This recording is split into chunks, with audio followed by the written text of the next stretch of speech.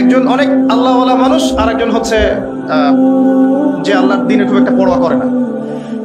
এই বন্ধু সেই বন্ধুকে দাওয়াত দেয়, দিনের পথে আসো, দিনের পথে আসো আসো। এই ব্যক্তি শোনে না। তো একদিন এই ব্যক্তি বলে ফেললো, যে ব্যক্তি একটু পায়াস টাইপের রিলিজিয়াস মুসলিম, সে বলে ফেললো যে আল্লাহ তোকে কখনো মাফ করবে না। কথাটা শোনেন, আল্লাহ তোকে মাফ করবে না, তোকে এত ডাকি দাওয়াত দিই, তুই কথা শুনিস। মৃত্যুর পরে আল্লাহ পাক এই দুজনকে জীবিত করলেন। জীবিত করে বললেন, কে তোমাকে ইখতিয়ার দিয়েছে যে আমি কাউকে ক্ষমা করব কি করব না এই বিষয়ে সিদ্ধান্ত দেওয়ার? আজকে আমি ওকে মাফ করে দিলাম আর তোমাকে জাহান্নামে দিলাম। যার মনের মধ্যে যাররা পরিমাণ অহংকার থাকবে সে ব্যক্তি জান্নাতে যেতে পারবে না। আর অহংকার এবং রিয়াটা এত সূক্ষ্ম যে অন্ধকার রাতে কালো পাথরের উপরে যদি কালো পিঁপড়া হাঁটে, এটা যেমন সূক্ষ্ম, রিয়া এবং অহংকার এতটাই সূক্ষ্ম। এবং যখন আপনারা ইসলামিক ব্যক্তিত্বদেরকে নিয়ে আইওয়াস এবং শোডাউনে লিপ্ত হন, তখন অহংকার তাদের মনের মধ্যে চলে আসতে পারে। এই বিষয়গুলো থেকে সম্পূর্ণ দূরে থাকা উচিত। আল্লাহ পাক আপনাদেরকে বোঝার তৌফিক দান।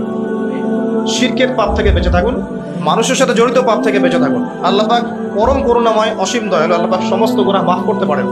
এর মানে এই নয় যে গুনার এক্সেস দেওয়া হচ্ছে, লাইসেন্স দেওয়া হচ্ছে, এমনটা নয়। আল্লাহ পাকের দয়া বোঝানো হচ্ছে। আল্লাহ আপনাকে ভালোবাসেন এবং আল্লাহই আপনাকে প্রকৃত অর্থে ভালোবাসেন, বাকিরা আপনাকে স্বার্থের জন্য ভালোবাসেন।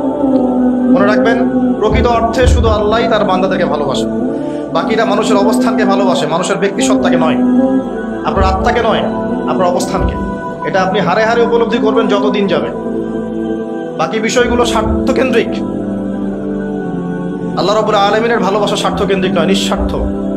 আল্লাহর জন্য ভালোবাসো। মাকে ভালোবাসেন আল্লাহর জন্য, বাবাকে ভালোবাসেন আল্লাহর জন্য, আপনি সন্তান সন্ততিকে ভালোবাসেন আল্লাহর জন্য, স্ত্রীকে ভালোবাসেন আল্লাহর জন্য। তাদের জন্য করেন আল্লাহকে সন্তুষ্ট করার জন্য, তাদের কাছে কিছু পাওয়ার আশায় না। যখন আপনি কারোর কাছে কিছু পাওয়ার আশা করবেন, তখন তার কাছ থেকে কষ্ট পাবেন। যখন কারো কাছে কিছু পাওয়ার জন্য আপনি আশা করবেন, তখন তার কাছে কষ্ট পাবেন। এর বাইরে একটা ভালোবাসা থেকে, ডিভাইন, আল্লাহর পক্ষ থেকে আসে। সেই দুই ব্যক্তি যারা আরশের ছায়া ছায়া পাবে, ওই 7 শ্রেণীর মধ্যে এক শ্রেণী হচ্ছে ওই দুই ব্যক্তি যারা একে অপরকে শুধু আল্লাহর জন্য ভালোবাসে। এই ভালোবাসা, মুআমালাত, আপনার ওঠা বসা, চলাফেরা, ইবাদত, প্রতিটা কাজ হোক শুধু আল্লাহর সন্তুষ্টির জন্য। এটাই হচ্ছে তাওহীদের চূড়ান্ত লেভেল। তখন গিয়ে আপনি আল্লাহর মারিফত বুঝতে পারবেন, আল্লাহকে আপনি আপন করে পাবেন। যখন ডাকবেন দেখবেন আল্লাহ আপনার কাছে আছে।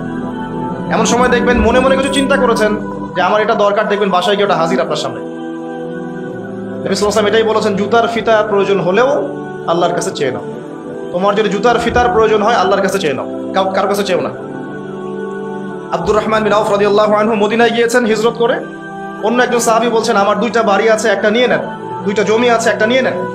আব্দুর রহমান বিন আউফ তিনি বলছেন, আরিনি আইনা সুক, আমাকে দেখিয়ে দাও যে বাজার কোথায়। অল্প কিছু খেজুর কিনলেন, আল্লাহর প্রতি তাওয়াক্কুল করে গায়রাতের পরিচয় দিলেন, ব্যক্তিত্বের পরিচয় দিলেন, দিয়ে তিনি চলে গেলেন বাজারে। বাজারে গিয়ে ব্যবসা শুরু করলেন।